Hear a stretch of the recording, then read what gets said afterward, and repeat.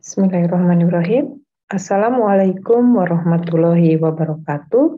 Selamat pagi dan salam sejahtera bagi kita semua. Tabi pun. Baiklah, pada pagi hari ini kita bertemu lagi pada mata kuliah tanaman sayuran. Pada pertemuan kali ini saya akan menjelaskan ataupun akan bercerita tentang karakteristik dari berbagai macam budidaya tanaman sayuran ya. Nah, sebelumnya saya juga memohon maaf ya apabila nanti pada ataupun dalam saya menyampaikan materi tentang karakteristik tanaman sayuran ini terdapat mungkin sumber-sumber yang belum saya sebutkan, kemudian juga terdapat beberapa PPT yang mungkin ada di dalam penjelasan saya, tetapi sumbernya belum saya sebutkan. Saya mohon maaf ya. Baik, karena memang PPT ini tidak saya buat sendiri. PPT ini saya gunakan dari sumber dari internet, begitu kan. Nah, kemudian ini hanya digunakan sebagai pembelajaran kepada mahasiswa yang mengambil mata kuliah tanaman sayuran.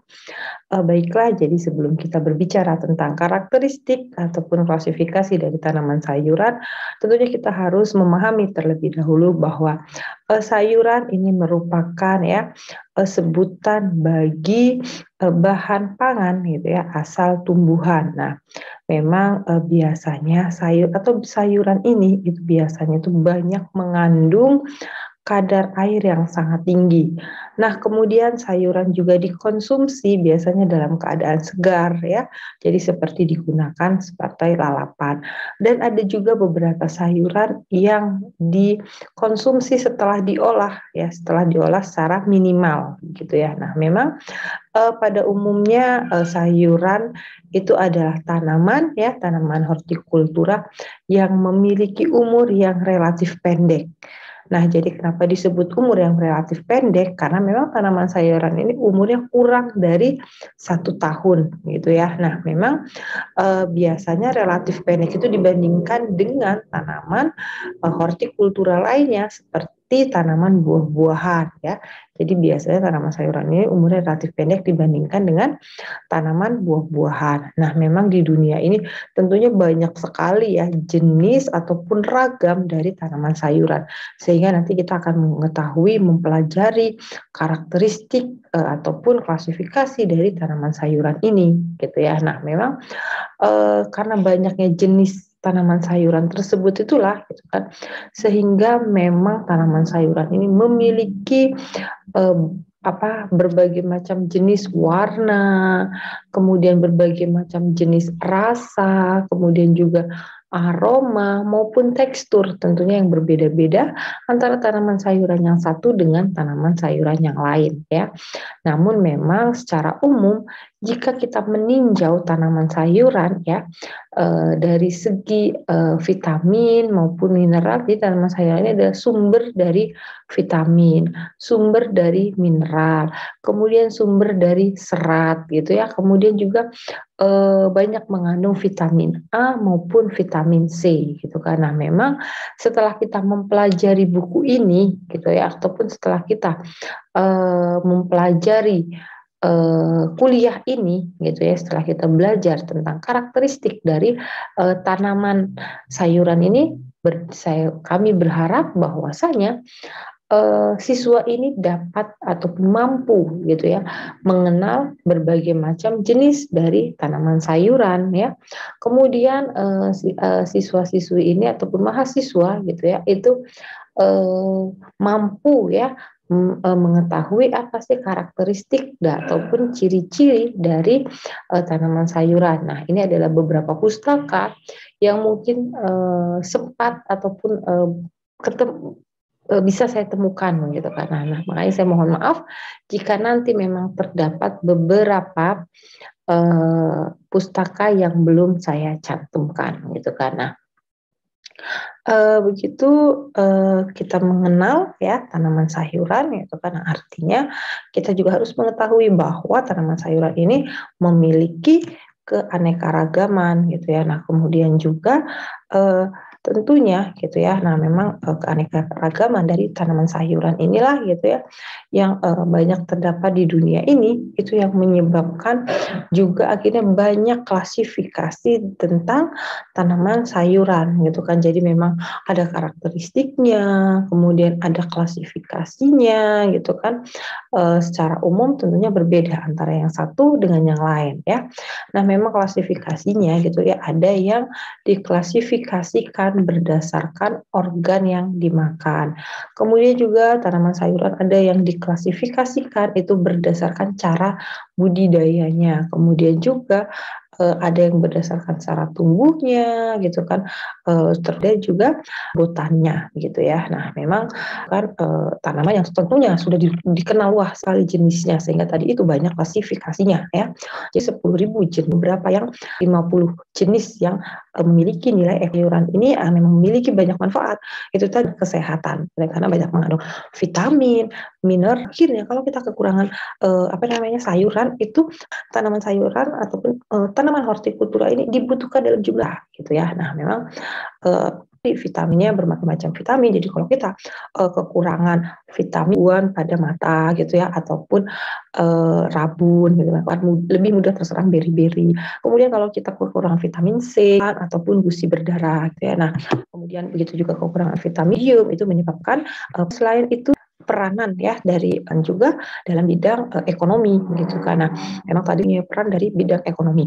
Nah, di mana tanaman sayuran ini ya merupakan ya yang mempunyai nilai ekonomi yang sangat tinggi gitu ya. Nah, memang dibandingkan dengan mungkin tanaman-tanaman yang lainnya ya. Nah, memang pengembangan hortikultura ini ya lebih berpotensi biasanya itu untuk meningkatkan kesejahteraan masyarakat ya. Nah, memang sehingga peluang bisnis ataupun usaha agribisnis tentang hortikultura, terutama terutama tanaman sayuran, ini dapat menjadi sumber pendapatan ya, pendapatan yang besar gitu ya bagi masyarakat maupun petani ya, baik yang berskala kecil, skala menengah maupun yang skala besar gitu. Karena memang hal ini memang karena tanaman hortikultura ini memiliki keunggulan ya, yaitu berupa nilai jual yang sangat tinggi. Nah, kemudian memang itu tadi keragaman berbagai jenis, kemudian ketersediaan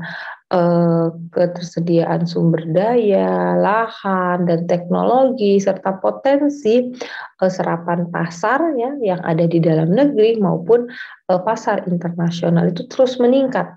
Sehingga kalau semua terus meningkat tentunya gitu kan juga kita akan menghadapi beberapa masalah. Jadi memang masalah yang biasa muncul dari budidaya tanaman sayuran itu ataupun masalah yang biasa muncul pada pelaku-pelaku usaha hortikultura tanaman sayuran itu biasanya adalah rendahnya produktivitas gitu ya. Kemudian lokasinya yang terpencar-pencar. Kemudian skala usahanya masih sempit ataupun belum efisien. Kemudian kebijakan maupun regulasi biasanya di bidang perbankan gitu ya. Nah, memang sehingga memang pola konsumsi produk hortikultura ya bagi masyarakat Indonesia ini biasanya dibedakan menjadi dua. Jadi ada komplementer dan ada non komplementer gitu, karena memang tanaman hortikultura ataupun tanaman sayuran ini banyak yang ke non komplementer gitu ya, ataupun kecenderungan komoditas itu banyak menyebabkan inflasi. Nah, ini secara ekonomi lah ya gitu, karena kemudian kita akan mempelajari saja bagaimana gitu kan secara ataupun peranan tadi itu kan banyak sekali peranan-peranan itu secara ekonomi, padahal secara kesehatan tadi banyak sekali ya. Nah, kemudian salah satu ya ini adalah juga tanaman sayuran itu adalah tentang asparagus ya yang akan kita pelajari gitu, karena kita akan mengetahui apa sih manfaat asparagus gitu, karena memang asparagus ini banyak mengandung asparagen ya, atau suatu asam amino yang dapat merangsang ginjal gitu kan untuk membuang sisa-sisa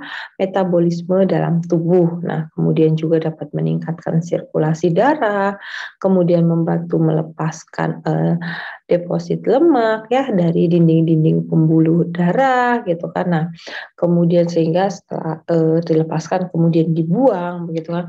Kemudian ada yang penelitian juga ada yang menyebutkan bahwa asparagus juga mampu menghilangkan jerawat gitu kan, gangguan ginjal, prostat, dan juga mampu menurunkan berat badan. Nah, artinya gitu kan tanaman sayuran itu mempunyai banyak manfaat. Nah, selain mempunyai banyak manfaat ya, ternyata tanaman sayuran juga dapat digolongkan ataupun dikelompokkan menjadi beberapa. Jadi ada yang pengelompokan tanaman sayuran berdasarkan tempat hidupnya. Kemudian pengelompokan tanaman sayuran berdasarkan panjang pendeknya umur. Kemudian ada lagi menurut bagian yang dikonsumsi gitu kan. Nah, kalau kita akan berbicara tentang tanaman sayuran ya, menurut tempat hidupnya gitu kan, maka tanaman sayuran ini bermacam-macam. Ada tanaman sayur, artinya tanaman sayuran ini menghendaki tempat hidup yang sesuai ya dengan karakteristik tanaman tersebut. Artinya tanaman ini ada yang bisa ditanam di dataran rendah, kemudian ada yang bisa ditanam di dataran tinggi gitu kan. Ditanam di dataran rendah produksinya baik, ditanam di dataran tinggi produksinya baik. Nah, kemudian ada juga gitu ya tanaman sayuran yang dapat ditanam di keduanya, baik itu di dataran rendah maupun di dataran tinggi, itu kan, tetapi memiliki produktivitas yang sama-sama tinggi, gitu kan. Nah, itu saya menurut berdasarkan tempatnya ya. Kemudian mengapa sih kita harus membedakan tanaman sayuran itu berdasarkan tempat hidupnya, gitu ya? Kenapa? Ya karena memang tanggapan tanaman sayuran terutama terhadap suhu, lingkungan, temperatur untuk pertumbuhannya itu juga berbeda-beda, gitu kan. Sehingga memang kita harus menyesuaikan, gitu kan. Nah, ada tanaman sayuran yang di dataran tinggi atau disebut dengan cold temperature vegetables ya, itu membutuhkan suhu itu rata-rata antara 10 sampai dengan 18 derajat Celcius. Sehingga kalau di Lampung, kenapa kita banyak menyebut bahwa di Gisting, kemudian di Liwa itu banyak juga terdapat tanaman sayuran gitu ya. Nah, kemudian ada lagi tanaman sayuran di dataran rendah ya. Nah, tanaman sayuran dataran rendah ini sering disebut oleh ataupun disebut dengan warm temperature vegetables gitu ya. Nah, memang membutuhkan suhu rata-rata antara 18 sampai dengan 30 derajat Celcius. Nah, ini ada beberapa borang ya tentang tanaman sayuran ya, ada tanaman sayuran bayam, cabai, kangkung, wortel, serai, bawang merah, jagung maupun mentimun. Tugas kalian adalah silahkan tentukan ya bahwa bayam itu ditanam di mana sih, sesuai dengan tempat hidupnya, di dataran rendahkah, di dataran tinggi kah, atau dapat keduanya, di dataran rendah maupun di dataran tinggi ya. Nanti silakan dikerjakan dan dikumpulkan di akhir kuliah. Nah, kemudian memang pada saat kita berbicara tempat hidupnya, itu kan jadi tidak semua tanaman itu cocok untuk ditanamin gitu ya. Nah, kemudian memang sehingga memang kita untuk mendapatkan hasil yang baik pada suatu tanaman, untuk mendapatkan produksi yang tinggi, artinya kita juga harus memilih gitu kan, memilih tanaman sesuai dengan tempat hidupnya. Itu kan memperhatikan tempatnya, memperhatikan bagaimana budidayanya, mulai dari lokasinya. Gitu kan, tempat dia hidup yang baik itu harus memenuhi syarat-syarat tertentu ya. Nah, syarat-syarat tertentu itu ya sesuai dengan apa tanaman yang akan dibudidayakan, baik itu dari segi lingkungannya, kemudian apakah akan ditanam apakah cocok ditanam di sawah, di tenggalan, atau di lahan yang agak miring, begitu kan? Apakah cocok ditanam di lahan yang mudah dikeringkan, apakah di lahan yang bisa ditanam di lahan terbuka, ataukah harus ditutup ataukah bisa ditumpang sarikan dengan pohon-pohon besar gitu. Karena artinya kita harus mengetahui apakah tanaman ini tahan terhadap terjangan angin, kemudian bagaimana dengan sumber airnya, terutama pada saat musim kemarau, bagaimana dengan gangguan ternak, karena kan sayuran itu hijau, begitu ada ternak di sekitarnya artinya gangguan ternaknya akan lebih besar. Nah, itu adalah syarat-syarat lingkungan yang juga harus diperhatikan pada saat kita membudidayakan tanaman sayuran ya. Nah, kemudian kita juga harus berpikir bagaimana menurut panjang pendeknya umur tanaman. Nah, ya, jadi panjang pendeknya biasanya tanaman itu dibedakan menjadi dua.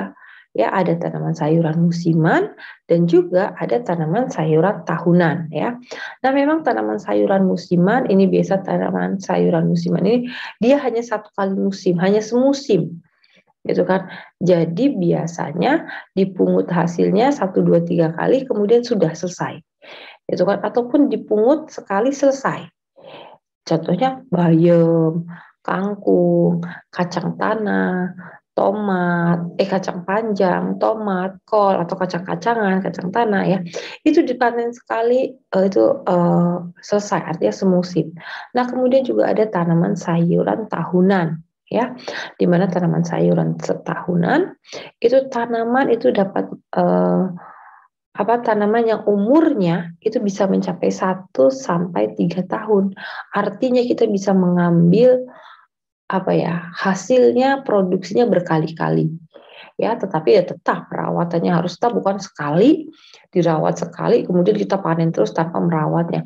Perawatan tetap, pemupukan tetap, tetapi kita dapat memanennya berkali-kali. Contohnya seperti cabai rawit gitu kan. Nah, kemudian nanti silakan kalian dapat mengidentifikasi ya karakteristik dari berbagai tanaman sayuran lainnya ya. Jadi tugasnya silakan kalian identifikasi apa saja nih karakteristik dari tanaman sayuran seperti tanaman sayuran batang ataupun tanaman sayuran daun. Kemudian ada lagi tanaman sayuran buah. Kemudian ada lagi tanaman sayuran akar atau umbi maupun tanaman sayuran bunga. Nah, ini juga merupakan karakteristik dari tanaman sayuran ya. Jadi tugasnya untuk tadi itu ya, silakan kalian sebutkan tempat hidupnya dari tanaman sayuran serta karakteristik dari tanaman sayuran ini ya. Nah, tugas ini bisa dikumpulkan minggu depan sebelum perkuliahan kita dimulai. Kalian dapat mengumpulkan tugas terlebih dahulu ya. Nah, baiklah, saya akhiri perkuliahan kita pada pagi hari ini tentang karakteristik tanaman sayuran ya. Saya akhiri, wabillahi taufik wal hidayah. Wassalamualaikum warahmatullahi wabarakatuh. Selamat pagi dan salam sejahtera bagi kita semua. Amin ya rabbal alamin.